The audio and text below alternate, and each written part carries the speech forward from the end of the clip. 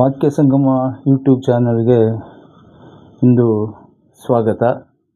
ತಮಗೆಲ್ಲರಿಗೂ ಇವಾಗ ಇಂದಿನ ದಿನ ತನಕ ಒಂದು 2 ತಿಂಗಳು ಪಾಠನ ನಿಲ್ಲಿಸಬೇಕಾದಂಥ ಒಂದು ಅನಿವಾರ್ಯತೆ ಬಂದು ನಮಗೆ ಪಾಠನ ಮಾಡೋಕ್ಕಾಗಿರಲಿಲ್ಲ. ಹಾಗಾಗಿ ಇವತ್ತು ನಾನು ವಾಕ್ಯ ಸಂಗಮದ ವತಿಯಿಂದ ನಮ್ಮ ಯೂಟ್ಯೂಬ್ ಚಾನಲ್ ವಾಕ್ಯ ಸಂಗಮ ಅದರ ವತಿಯಿಂದ ಪಾಠವನ್ನು ನಾನು ಪ್ರಾರಂಭ ಮಾಡ್ತಾ ಇದ್ದೇನೆ. ಸರ್ವರಿಗೂ ಸ್ವಾಗತವನ್ನು ಬಯಸ್ತಾ ಇದ್ದೇನೆ. ಇವತ್ತು ಇಂದಿನ ಪಾಠದಲ್ಲಿ ನಾನು ಮಾಡಲ್ ವರ್ಬ್ ಆ್ಯಂಡ್ ಲಿಂಕಿಂಗ್ ವರ್ಬ್ ಬಗ್ಗೆ ಮಾತನಾಡಬೇಕು. ತಮಗೆ ಆ ಎಲ್ಲ ವಿಷಯವನ್ನು ಸ್ವಲ್ಪವೂ ಲೇಸ ಇಲ್ಲದೆ ತಲುಪಿಸ್ಬೇಕು.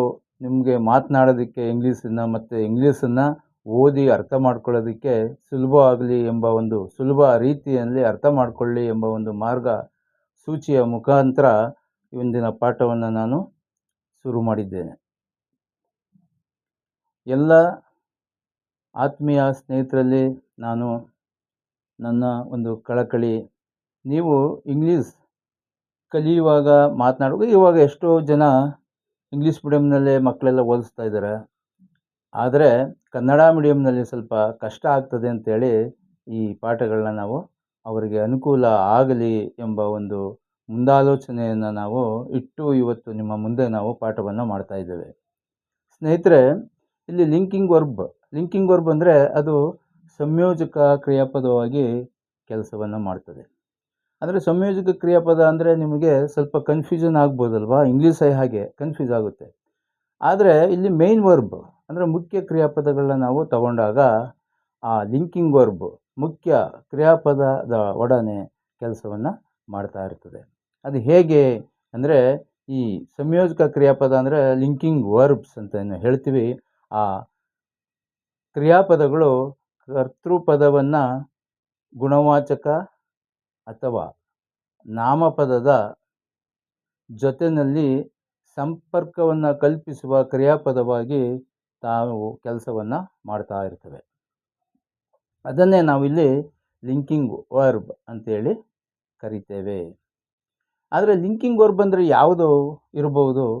ಇವಾಗ ಉದಾಹರಣೆಗೆ ನಾನು ಲಿಂಕಿಂಗ್ ವರ್ಬ್ನ ಇಲ್ಲಿ ತಗೋತಾ ಇದ್ದೀನಿ. ಇವಾಗ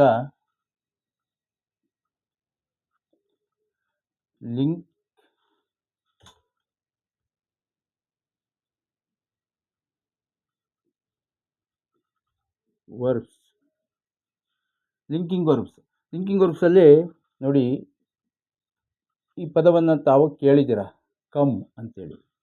ಅದೇ ರೀತಿ ಗೋ ಅಂತ ಕೇಳಿದ್ದೀರ, ಗ್ರೂ ಅಂತ ಕೂಡ ಕೇಳಿದ್ದೀರ, grow ಅದಲ್ವಾ.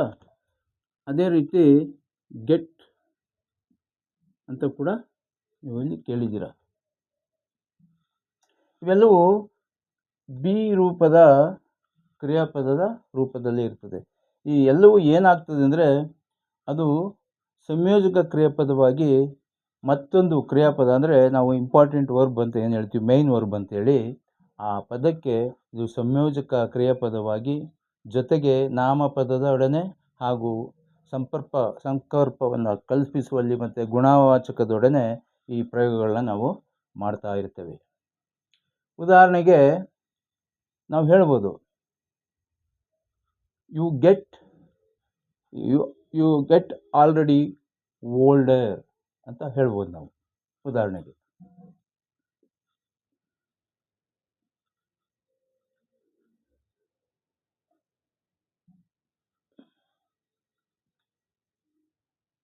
You get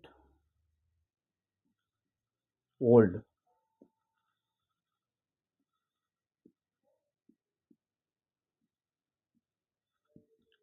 he gets old. ಅದೇ ರೀತಿ ನಾವು ಇಲ್ಲಿ ಫಸ್ಟ್ ಪರ್ಸನ್, ಸೆಕೆಂಡ್ ಪರ್ಸನ್ ಮತ್ತು ಥರ್ಡ್ ಪರ್ಸನ್ ಏನು ತಗೋತೀವಿ ಆ ಎಲ್ಲ ನಾಮಪದಗಳನ್ನ ನಾವು ಇಲ್ಲಿ ಜೋಡಣೆ ಮಾಡ್ತಾ ಹೋಗ್ಬೋದು. ಉದಾಹರಣೆಗೆ ಇಲ್ಲಿ ಏನಾಗಿದೆ ಅಂದರೆ, ನಮಗೆ ಹೇಳಿದೆ ನಾನು ಈ ಸಂಯೋಜಕ ಕ್ರಿಯಾಪದವನ್ನು ಹೇಗೆ ನಾವು ತಗೊಳ್ತೀವಿ ಲಿಂಕಿಂಗ್ ವರ್ಬ್ ಆಗಿ ಅಂತಂದರೆ, ಅಲ್ಲಿ ಏನು ಕೆಲಸ ಮಾಡ್ತದೆ ಅಂದರೆ ನಾಮಪದವನ್ನು ಕೂಡ ನಾವು ಬಳಸ್ಬೋದು. ಉದಾಹರಣೆಗೆ ಕಮ್, ಇದರ ಅರ್ಥ ಎಲ್ಲ ಏನಾಯಿತು ಹಾಗಾದರೆ?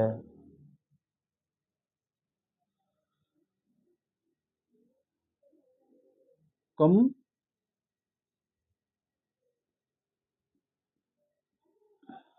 ಉದಾಹರಣೆಗೆ ತಗೊಳ್ಳೋಣ. ಐ ಮತ್ತು ಯು ಪದವನ್ನು ಕೂಡ ನಾವಿಲ್ಲಿ ತಗೋಬೋದು.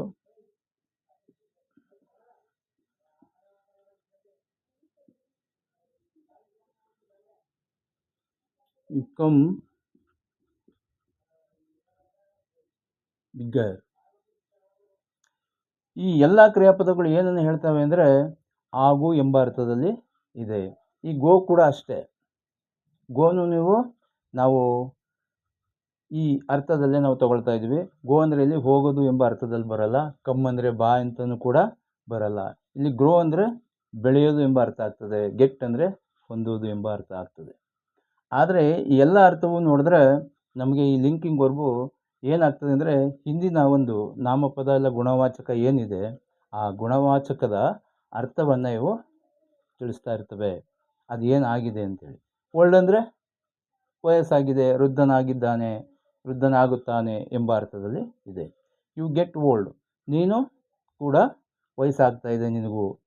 ಅದೇ ರೀತಿ ಯು ಕಮ್ ಬಿಗ್ಗರ್, ನೀನು ಏನಾಗ್ತಾ ಇದೆಯಾ ಇಲ್ಲಿ ಚೆನ್ನಾಗಿ ದೊಡ್ಡವನಾಗ್ತಾ ಇದೆಯಾ, ಬೆಳೀತಾ ಇದೆಯಾ ಅಂದರೆ ಆಸ್ತಿವಂತನಾಗ್ತಾ ಇದೆಯಾ ಎಂಬ ಅರ್ಥದಲ್ಲಿ ಬರ್ತದೆ. ಈಗ ನಾವು ಬಿಗ್, ಬಿಗ್ಗರ್, ಬಿಗ್ಗೆಸ್ಟ್ ಅಂತೇಳಿ ನಾವು ಯಾವಾಗ ಈ ಕೆಲವು ಶಬ್ದಗಳನ್ನ ಹೀಗೆ ನಾವು ಮಾಡ್ಕೊಂಡು ಹೋಗ್ತಾ ಇರ್ತೇವೆ. ಅದನ್ನು ಅನಂತರ ನಾನು ಮಾತನಾಡ್ತೀನಿ. ಹಾಗೆ ಇಲ್ಲಿ ನಾನು ಇವತ್ತು ಲಿಂಕಿಂಗ್ ವರ್ಬ್ ಬಗ್ಗೆ ತುಂಬ ಇಲ್ಲಿ ಮಾತನಾಡ್ತಾ ಇದ್ದೇನೆ. ಅದೇ ರೀತಿ ನಾವು ಇಲ್ಲಿ ಮಾಡಲ್ ವರ್ಬ್, ಕನ್ಫ್ಯೂಸ್ ಆಗಬಾರ್ದು ನಿಮಗೆ. ಇವತ್ತು ಅದೇ ಪಾಠನ ನಾಳೆ ಮಾಡೋಣ ಅಂತ ಇದ್ದರೂ ಕೂಡ ಇವತ್ತು ತಿಳಿಸೋದಕ್ಕೆ ಹೆಚ್ಚು ಪ್ರಯತ್ನವನ್ನು ನಾನು ಮಾಡ್ತಾ ಇದ್ದೇನೆ. ಈ ಮಾಡಲ್ ವರ್ಬ್ಸ್ ಅಂದರೆ ರೀತಿ ಸೂಚಕವಾಗಿ ಕೆಲಸವನ್ನು ನಾವು ಮಾಡ್ತಾ ಇರ್ತೇವೆ. ಅವು ಏನನ್ನು ಹೇಳ್ತೇವೆ ಅಂದರೆ ಅವು ಯಾವುವು ಹಾಗಾದರೆ ಯಾವುದು ಲಿಂಕಿಂಗ್ ವರ್ಬ್ ಆಯಿತು. ಇವಾಗ ನಾನು ಮತ್ತೆ ಆ್ಯಂಡ್ ಮಾಡಲ್ ವರ್ಬ್ ಅಂತ ತಗೋತಾ ಇದ್ದೀನಿ. Modal verb. ಈ ಮಾಡಲ್ ವರ್ಬ್ ಯಾವುವು ಇಲ್ಲಿ ನಾವು ನೋಡ್ಬೋದು. ಉದಾಹರಣೆಗೆ ವಿಲ್, ಶಾಲ್, ಕ್ಯಾನ್,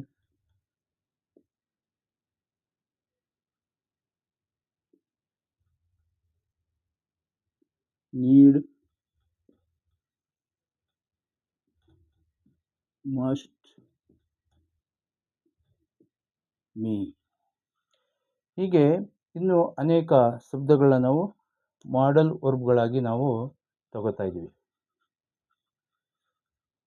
ಕ್ಯಾನ್ ಅನ್ನೋದು ಸಾಮರ್ಥ್ಯವನ್ನು ಮತ್ತು ಸಾಧ್ಯತೆಯನ್ನು ತಿಳಿಸ್ತಾ ಇದೆ. ಈ ಮಾಡಲ್ ವರ್ಬ್ಸ್ ಏನು ಮಾಡ್ತಾ ಅಂದರೆ ಇವು ರೀತಿ ಸೂಚಕ ಕ್ರಿಯಾಪದಗಳಾಗಿ ಕೆಲಸವನ್ನು ಮಾಡ್ತಾ ಇರ್ತವೆ. ಇವು ಕ್ರಿಯಾಪದಗಳು ಅಂತ ನಾವು ಕರೀಬಾರ್ದು. ಅವು ಕ್ರಿಯೆಯ ಜೊತೆಯಲ್ಲಿ ಬರೋದ್ರಿಂದ ರೀತಿ ಸೂಚಕ ಕ್ರಿಯಾಪದ ಅಂತೇಳಿ ನಾವು ಹೇಳ್ಬೋದಷ್ಟೆ. ಇವು ಸಾಧ್ಯತೆ ಮತ್ತು ಅನುಮತಿ, ಉದ್ದೇಶ ಮೊದಲಾದವನ್ನು ಸೂಚಿಸುವವರಾಗಿರುತ್ತಾರೆ. ಇವು ಎಲ್ಲ ಈ will, shall, can, need, must, may ಹೀಗೆ ಈ ಶಬ್ದಗಳನ್ನ ನಾವು ಮಾಡಲ್ ವರ್ಬ್ಗಳಾಗಿ ನಾವು ತೆಗೆದುಕೊಳ್ತಾ ಇದ್ದೇವೆ.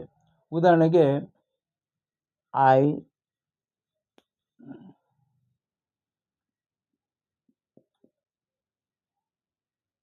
ನೀಡ್, ಇಲ್ಲಿ ನಕಾರಾತ್ಮಕ ತಗೊಂಡಿದ್ದೀವಿ. ಐ ನೀಡೆಂಟ್ ಏನು ಹೇಳ್ತಾ ಇದ್ದೀನಿ, I needn't come to the party.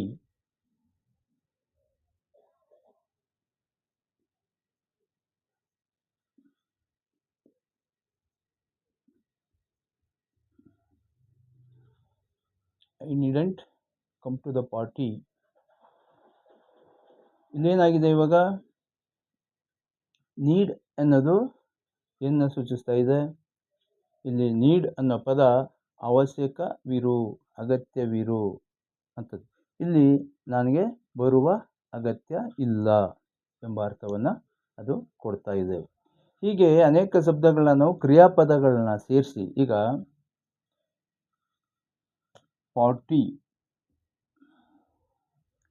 I needn't come, ಈ ಕಮ್ ಅನ್ನೋ ಕ್ರಿಯಾಪದ ಇಲ್ಲಿ ನೀಡ್ ಅನ್ನೋದು ಅವಶ್ಯಕತೆಯನ್ನು ಹೇಳ್ತದೆ. ಇಲ್ಲಿ ಬರುವ ಅವಶ್ಯಕತೆ ನನಗೆ ಇಲ್ಲ, ನಿಮ್ಮ ಪಾರ್ಟಿಗೆ ಅಗತ್ಯ ಇಲ್ಲ ಎಂಬ ಅರ್ಥವನ್ನು ಕೊಡ್ತಾ ಇದೆ. ಅದೇ ರೀತಿ ಇವಾಗ ನಾವು ಇಲ್ಲೇನಾಗ್ತೀವಿ, will, shall, can, need, must, may ಈ ಎಲ್ಲ ಶಬ್ದಗಳ ಒಡನೆ ನಾವು ಈ ಎಲ್ಲ ಏನು ಮಾಡಲ್ ವರ್ಬ್ಸ್ ಅಂತ ನಾವು ಹೇಳ್ತೀವಿ, ಆ ಮಾಡಲ್ ವರ್ಬ್ಸ್ನ ಅದರ ಜೊತೆಯಲ್ಲಿ ನಾವು ಮೇನ್ ವರ್ಬ್ಗಳನ್ನ ಬಳಕೆಯನ್ನು ಮಾಡಿ ಅದರ ಅರ್ಥ ಏನಾಗಿದೆ, ಏನು ಈ ನೀಡ್ ಅನ್ನೋದು ಏನು ಹೇಳ್ತಾ ಇದೆ, ಅವಶ್ಯಕತೆಯನ್ನು ಹೇಳ್ತದೆ. ಹಾಗೆ ಕ್ಯಾನ್ ಸಾಮರ್ಥ್ಯವನ್ನು ಹೇಳ್ತದೆ, ಸಾಧ್ಯತೆಯನ್ನು ಹೇಳ್ತದೆ. ಮಸ್ಟ್ ಬೇಕು ಎಂಬ ಅರ್ಥದಲ್ಲಿ. ಹೀಗೆ ಇಲ್ಲಿ ಸಲಹೆಯನ್ನು ತೆಗೆದುಕೊಳ್ಳುವಲ್ಲಿ ಮೆಹೆ ಅನ್ನೋದು ಮತ್ತು ಸಲಹೆಯನ್ನು ನೀಡುವಲ್ಲಿ ನಾವು ಬಳಸ್ತಾ ಇರ್ತೇವೆ. ಇಲ್ಲೂ ಕೂಡ ಅಷ್ಟೇ, ಸ್ಯಾಲ್ ಅನ್ನೋದು ಕೂಡ. ಇಲ್ಲಿ ವಿಲ್ ಅನ್ನೋದನ್ನು ನಾವು ಹೀಗೆ ಈ ಮುಖ್ಯ ಅಂದರೆ ಮೇನ್ ವರ್ಬ್ಗಳ ಜೊತೆಯಲ್ಲಿ ನಾವು ಬಳಸ್ತಾ ಹೋಗ್ತಾ ಇರ್ತೇವೆ. ಅವುಗಳ ಅರ್ಥವನ್ನು ಇಲ್ಲಿ ನಾವು ತಿಳ್ಕೊಂಡಾಗ ಈ ಏನು ಈ ಒಂದು ಮಾಡಲ್ ವರ್ಬ್ಸ್ ಹೇಗೆ ಇಲ್ಲಿ ಅವಶ್ಯಕ ಇತ್ತು, ಇದರ ಜೊತೆ ಬಳಸೋದಕ್ಕೆ ಏನು ಅರ್ಥವನ್ನು ಕೊಡ್ತು ಎಂಬ ಅರ್ಥದಲ್ಲಿ ಇದು ನಮಗೆ ಸಹಾಯವನ್ನು ಮಾಡ್ತದೆ. ಈಗ ನಾವು ಇವತ್ತು ಇಂದಿನ ಪಾಠದಲ್ಲಿ ತಮಗೆ ಎಲ್ಲರಿಗೂ ನಾನು ಇವತ್ತು ಏನು ಹೇಳ್ತಾ ಇದ್ದೀನಿ ಅಂದರೆ, ಇಷ್ಟು ದಿನ ಮಾಡೋಕ್ಕಾಗಿರಲಿಲ್ಲ, ಅದನ್ನು ನಮಗೆ ಕ್ಷಮೆ ಇರಬೇಕು. ಜೊತೆಗೆ ಇನ್ನು ಈ ಪಾಠ ಮುಂದುವರಿಸ್ಕೊಂಡು ಹೋಗ್ತಾ ಇರ್ತೇವೆ. ಅಲ್ಲಿ ನಾವು ಇನ್ನೂ ಹೆಚ್ಚಿನ ವಿಚಾರವನ್ನು ನಿಮ್ಮ ಮುಂದೆ ಹೀಗೆ ಮಾಡಲ್ ವರ್ಬ್ ಹಾಗೆ ಲಿಂಕಿಂಗ್ ವರ್ಬನ್ನು ಬಳಕೆ ಮಾಡಿ ಯಾವ ರೀತಿ ವಾಕ್ಯಗಳನ್ನ ರಚನೆ ಮಾಡ್ಬೋದು, ದಿನನಿತ್ಯ ಮಾತನಾಡುವಾಗ ಬಳಕೆ ಹೇಗಾಗ್ತದೆ, ಜೊತೆಗೆ ನಾವು ಓದುವಾಗ ನಾವು ಏನು ಇವಾಗ ಓದ್ತಾ ಇದ್ದೇವೆ, SSLC ಇರ್ಬೋದು, PUC ಇರ್ಬೋದು, ಮತ್ತು ಡಿಗ್ರಿ ಇರ್ಬೋದು, ನಾವು ಈ ಎಲ್ಲ ವಿಷಯಗಳನ್ನ ತಿಳ್ಕೊಂಡಾಗ ನಮಗೆ ಈ ವಾಕ್ಯಗಳ ಅರ್ಥ ನಮಗೆ ಆಗ್ತಾ ಇರ್ತದೆ. ಮತ್ತು ಸ್ವತಃ ನಾವು ಮಾತನಾಡುವ ಬೇರೆಯವ್ರ ಜೊತೆ ಕಮ್ಯುನಿಕೇಷನ್ ಮಾಡೋದಕ್ಕೆ ಅನುಕೂಲ ಆಗ್ತದೆ. ಅದಕ್ಕೋಸ್ಕರ ಈ ಪಾಠವನ್ನು ಮತ್ತೆ ನಾನು ಮುಂದುವರಿಸ್ತಾ ಇದ್ದೀನಿ. ತಾವುಗಳು ಎಂದಿನಂತೆ ಸಹಕರಿಸಬೇಕು ಅಂಥೇಳಿ ತಮ್ಮಲ್ಲಿ ಈ ಮೂಲಕ ಕಳಕಳಿಯನ್ನು ನಾನು ತಮ್ಮ ಮುಂದೆ ಸಲ್ಲಿಸ್ತಾ ಇದ್ದೇನೆ. ಈಗ ಇವತ್ತಿನ ಪಾಠ ಏನಿದೆ ಅದನ್ನು ನಾನು ಮುಗಿಸಿದ್ದೇನೆ. ಜೈ ಹಿಂದ್, ಜೈ ಕರ್ನಾಟಕ.